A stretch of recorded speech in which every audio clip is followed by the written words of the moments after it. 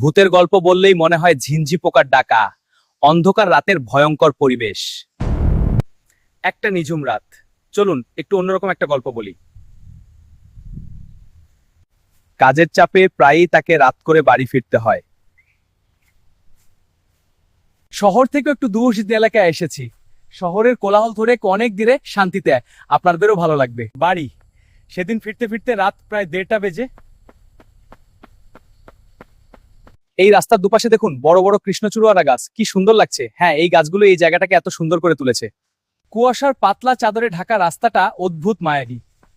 দেখো কত সুন্দর লাগছিল। হঠাৎ হেডলাইটের আলোয় দেখলেন।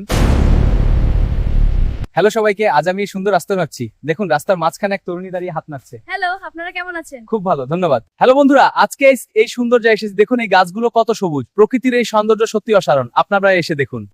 গাড়ি থামিয়ে কাচ নামাতেই খুব শান্ত গলায় বলল কিছু, একটু লিফট দিবেন, সামনেই না মোড় পর্যন্ত। ধন্যবাদ স্যার, ভাবি।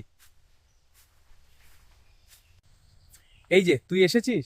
হ্যাঁ কাকু, আমি এলাম। আচ্ছা তুই এখানে একটু দাঁড়া। ঠিক আছে কাকু।